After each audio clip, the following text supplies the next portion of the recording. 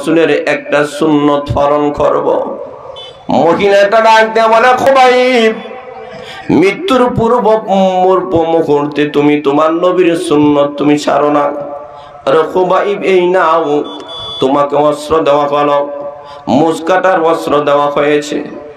এমত অবস্থায় ওই মহিলার একটা ছোট বাচ্চা খুবাইবের কুলের মধ্যে উঠে গেছে। এবার মহিলার থর থর করে কম্পন শুরু হয়ে গেছে, চোখ থেকে জোর জোরে পানি ফালায়। মহিলা ডাক দিয়ে বলে, ওরে খুবাইব, তুমি সুযোগ মনে করে এখন তো আমার সন্তানটাকে তুমি হত্যা করে ফেলবা। হযরত খুবাইব বলেন, মা শুনে নাও, আমার নবী আমাদেরকে একটা আদর্শ, একটা নিয়ম শিক্ষা দিয়েছে। যুদ্ধের ময়দানে গিয়েও আল্লাহ নবী শিক্ষা দিয়েছেন কোন মহিলাকে হত্যা করা যাবে না, কোন নাবালক বাচ্চাকে হত্যা করা যাবে না। ও মা, এখানে তো যুদ্ধ নয়, এখানে তো সরাসরি কোনো মোকাবেলা নয়, এখানে তোমার কোলের সন্তানকে আমি কিভাবে হত্যা করব? হতে পারে না, হত্যা করব না, ঘাবড়াইও না, চিন্তা করিও না। মহিলা বলে, যাই বলো না কেন, তুমি তো আমার দুশমন, তুমি দুশমন, তোমার প্রতি আমার বিশ্বাস নাই। হযরত খুবাইব বলেন, তুমি বিশ্বাস করে নিতে পারো, কারণ আল্লাহর নবীর আমি একজন সাহাবী। আল্লাহর নবী আমাকে শিক্ষা দিয়েছেন কোন শিশুকে হত্যা করা যাবে না, আক্রমণ করা যাবে না। এমনি খুবাইব রাদিয়াল্লাহু তাআলা কোলের সন্তানটাকে মহিলার হাতে তুলে দিলেন। এবার মহিলা ডাক দিয়ে বলে, রে খুবাইব, তোমার নবীর আদর্শের উপরে তুমি এতই অটল, তোমার নবীর সুন্নতের উপরে তুমি এতই অটল রে খুবাইব। আরে খুবাইব, যেই ধর্মের উপরে অটল থাকার কারণে একটা দুশমনের হাত থেকে আমার সন্তান নিরাপদ থাকতে পারে, এই ধর্মের নবী যে সত্য নবী, এই ধর্ম যে সত্য ধর্ম, এই কোরআন যে সত্য কোরআন, আমার কোনো সন্দেহ নাই। ফাঁসির কাস্টে ঝোলার আগে আমাকে কলেমা পড়াইয়া মুসলমান বানাইয়া দাও। মহিলাটা কলেমা পড়ে মুসলমান হয়ে গেল। হযরত খুবাইব রাদিয়াল্লাহু তাআলাকে ফাঁসির কাস্টে তোলা বলা, ডাক দেয়া বলা হয়, ওরে খুবাইব, এই মুহূর্তে তোমার মরণ হবে নিশ্চিত মৃত্যুর হাতে। হযরত খুবাইব বলেন, আমার দুঃখ নাই, আমার কোনো বেদনা নাই। কেন জানি, কিয়ামতের কঠিন ময়দানে আল্লাহ যদি জিজ্ঞেস করেন, ওরে খুবাইব কি নিয়ে এসেছো, আমি না মহান আল্লাহর কাছে বলবো, আল্লাহ আমার জীবনটা পর্যন্ত তোমার দ্বীনের উপরে দিয়ে এসেছি। কেমন ছিলেন সাহাবায়ে কেরাম? এইরকম একজন দুইজন নয়, অসংখ্য অগণিত সাহাবায়ে কেরামের আলোচনা করা হবে, সময় পাওয়া যাবে না। হযরত জাফর রাদিয়াল্লাহু তাআলা যাকে তাইয়ার বলা হয়, হযরত জাফরকে সেনাপতি বানায় দেওয়া হলো। ইমানের উপরে মৃত্যুবরণ করা এটা কত বড় নিয়ামত। আমরা তো চাই ইমানদার অবস্থায় কার কখন মরণ হয় আমরা জানি না, কিন্তু আমি ইমানদার অবস্থায়, আমলওয়ালা অবস্থায়, দিনের অবস্থায় যদি আমার মরণ হয়, আমার কপালটা ভালো। হযরত জাফর রাদিয়াল্লাহু তাআলা ইসলামের পতাকা উড্ডীন করে রেখেছেন ডাল হাত দ্বারা। বেঈমান কাফির আসিয়া তরবারি দ্বারা এমন ভাবে আঘাত করেছে, ডান হাত কেটে দিয়েছে, ইসলামী পতাকা নিচের মধ্যে পড়ে গেছে। হযরত জাফর বলেন, এমন অবস্থায় যদি আমার প্রাণ পাখিটা বাইর হয়ে যায় রে, আমি তো দ্বীনের খাদিম হিসাবে তো হাসরের ময়দানে দাঁড়াতে পারবো না। সঙ্গে সঙ্গে ইসলামী পতাকা উনি বাম হাতে তুলে নিয়েছেন, ইসলামী পতাকা তুলে ধরেছেন, আরেকটা কাফির এসে বাম হাত কেটে দিয়েছে, আবার ইসলামী পতাকা নিচে পড়ে গেছে। হযরত জাফর বলেন না, হতে পারে না। দুইটি পাও একত্রিত করে ইসলামী পতাকাটাকে তুলে ধরেছেন, পাওকে কাটা হয়ে গেছে, ইসলামী পতাকা নিচে পড়ে গেছে। হযরত জাফর বলেন, এখনো পর্যন্ত আমার শরীর থেকে তো প্রাণ পাখিটা বাইর হয় নাই। এমনি তার দ্বারা আক্রায়া ইসলামী পতাকা তুলে ধরেছেন। কাফির আসিয়া দেহ থেকে খল্লা দ্বিখণ্ডিত করে দিয়েছে। জাফরের দুইটি দাঁত থেকে এই ইসলামী পতাকাটা নিচে পড়ে গেছে। এমনি যখন দেহ আলাদা হয়ে গেছে, জাফরের শাহাদাতের প্রাণ পান করে নিয়েছেন। আল্লাহ রাব্বুল আলামিন বলেন, জাফর তুমি আমার দ্বীনের উপরে অটল থেকে শাহাদাতের পেয়ালা পান করেছো। আরে জাফর, আমি মহান আল্লাহর কাছে তুমি কি চাও? হযরত জাফর বলেন, রব্বুল আলামিন তোমার কাছে আমি কিছুই চাই না, তুমি না আহকামুল হাকিমিন, তোমার সন্তুষ্টি আমি চাই। আল্লাহ বলেন, জাফর আমি মহান আল্লাহর দ্বীনের জন্য দুইটা হাত কেটে এসেছো। আমি মহান আল্লাহ দুইটি হাতের বিনিময়ে আমি আল্লাহ দুইটি ডানা দিয়ে দিলাম। রে জাফর যাও, জান্নাতের ভিতরে দুইটা ডানা দ্বারা ঘোরাফেরা করো। আল্লাহ বুঝাতে চায়, ইমানদার অবস্থায় যাদের মরণ হয় তাদের কপাল ভালো না খারাপ? আরো জোরে বলেন। এইভাবে সাহাবায়ে কেরামের জিন্দেগি ছিল। যুদ্ধের ময়দানে আল্লাহর নবী বলেন, একজন যাইতে হবে, বাবা নয়তো সন্তান চলে যাইবা।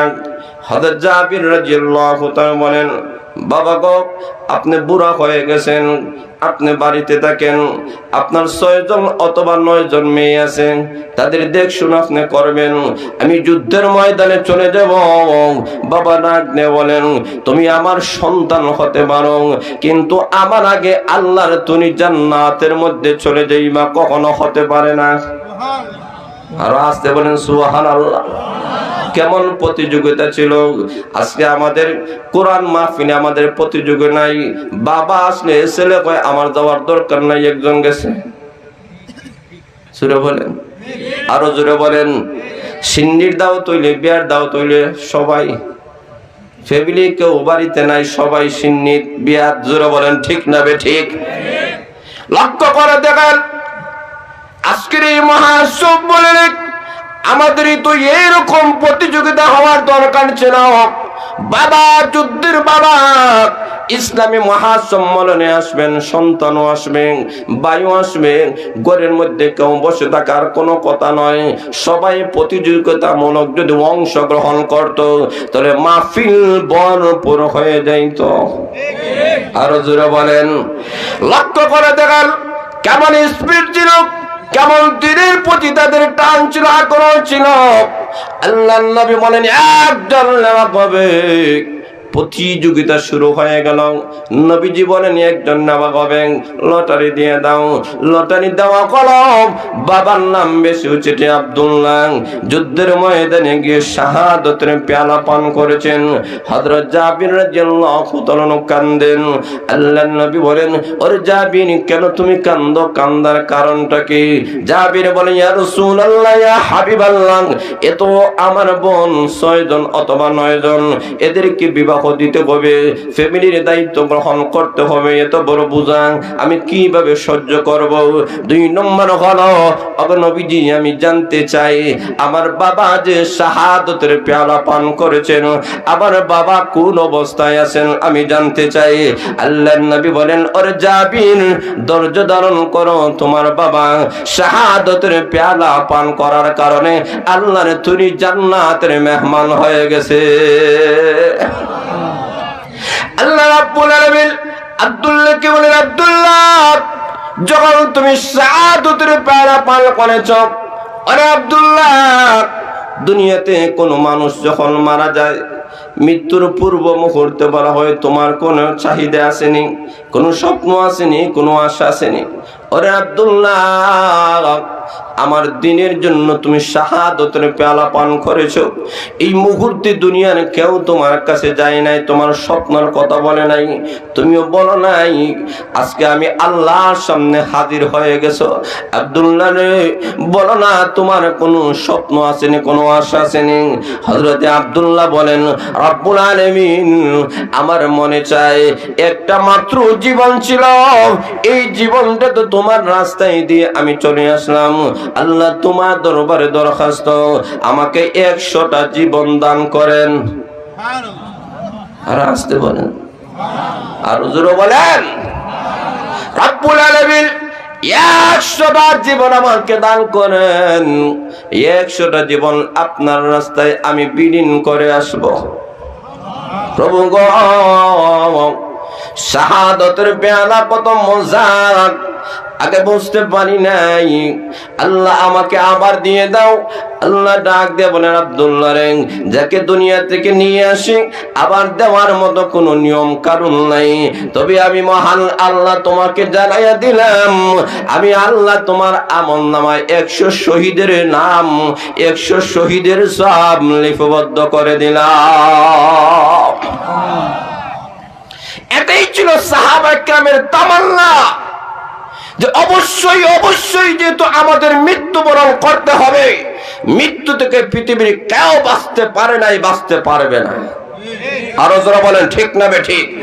মরণ থেকে যেহেতু আমরা কেউ বাঁচতে পারবো না, কাজেই আমার মরণটা যেন ইমানদার অবস্থায় হয়, তাকওয়াওয়ালা অবস্থায় হয়, ইসলামী সংগঠনের সাথে জড়িত থেকে যেন হয়, কোরআনের সাথে সম্পৃক্ত থাকা অবস্থায় আমার মৃত্যু যদি হতে পারে, দুনিয়াও কামিয়াব, আখিরাতেও কামিয়াব। আরো যারা বলেন ঠিক না বেঠিক? কারণ ইমানদারের কাছে দুনিয়ার ভোগ বিলাসের চেয়ে আখিরাতের মহব্বত কম না বেশি? আরো জোরে বলেন আল্লাহু আকবার। হযরত আব্দুল্লাহ ইবনে হুযাফা রাদিয়াল্লাহু তাআলাকে বন্দী করা হলো, তখন লক্ষ্য করে দেখেন ওনাকে প্রস্তাব দেওয়া হয়েছে, ওরে আব্দুল্লাহ, তুমি এই মুহূর্তে যদি কলমা ছাড়তে পারো, প্রথম নম্বর প্রস্তাব হলো আমার অর্ধেক রাজত্বের মালিক তোমাকে বানাইয়া দিব। আসতে বলে নাউজুবিল্লাহ।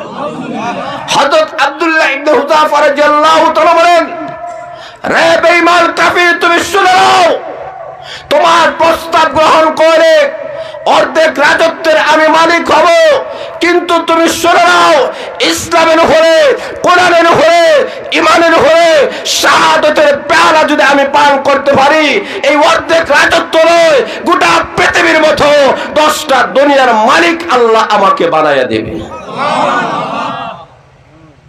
তোমারটা চাইতে আমার আল্লাহ যেটা দেবে এটা বড়।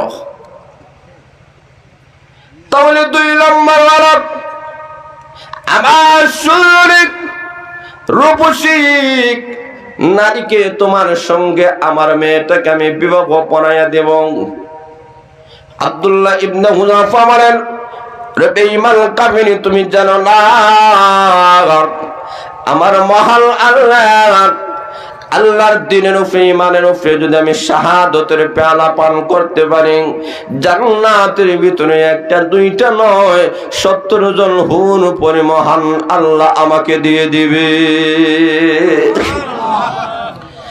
আমি বেঈমান কাফির বলে সম্পদের লোভ দেখাইয়া, নারীর লোভ দেখাইয়া আমি তাকে ঈমান থেকে সরাতে পারলাম না। আরে আব্দুল্লাহ ইবনে হুযাফা, তুমি একটা দরখাস্ত তোমার কাছে আমি করি, আমার কপালের মধ্যে একটা সুমা দিয়ে তুমি চলে দাও, তুমি এবং তোমার সমস্ত সাহাবা একদমদেরকে দিয়ে দেওয়া হবে। আব্দুল্লাহ ইবনে হুযাফা বলেন, আমার বাকি সাহাবা একদমদের রক্ষা করার লক্ষ্যে আমি কি করলাম, একটা কাফিরের কপালে আমি কিভাবে চুম্বন দেব, এটা তো নবী আমাকে শিক্ষা দেয় নাই। কারণ মুসলমান জাতিরা বাতিলের সামনে মাথা নত করতে পারে। আরো জোরে বলেন, মুসলিম জাতিরা এরা বাতিলের সামনে মাথা নত করতে পারে না। এরা চিরুচ্ছেদ হতে রাজি আছে, জীবন দিতে রাজি আছে, কিন্তু কলমা ছাড়তে 1টা সেকেন্ডের জন্য রাজি নাই। জোরে বলেন ঠিক না বেঠিক? কারণ মুসলমানের স্বপ্ন হলো আখিরাত। মুসলমানরা জানে দুনিয়াটা অস্থায়ী, একদিন শেষ হয়ে যাবে। দুনিয়ার মানুষের যেমন একটা পরিসমাপ্তি করতেছে, এই পৃথিবীর একটা পরিসমাপ্তির সময় গণায় আসতেছে। আর যারা বলেন ঠিক না ঠিক? আমাদের সামনে দুনিয়ার হায়াত আর বেশি দিন নয়। আমাদের সামনে তৃতীয় একটা বিশ্বযুদ্ধ, যেটাকে রাসূলের ভাষায় মালহামা বলা হয়, সেই যুদ্ধটা আমাদের সামনে আসতেছে। প্রথম বিশ্বযুদ্ধ আমাদের কাছ থেকে চলে গেল, দ্বিতীয় বিশ্বযুদ্ধ আমাদের কাছ থেকে চলে গেছে। আল্লাহর রাসূল হাদিসের মধ্যে ঘোষণা করেছেন, কিয়ামতের পূর্ব মুহূর্তে তৃতীয় বিশ্বযুদ্ধ শুরু হওয়ার আগে কিয়ামত হবে না।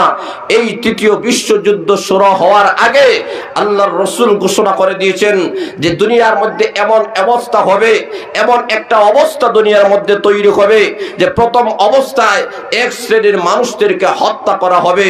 এই হত্যা পৃথিবীর মধ্যে চলতেছে কিনা? আরো যারা বলেন ঠিক না ঠিক?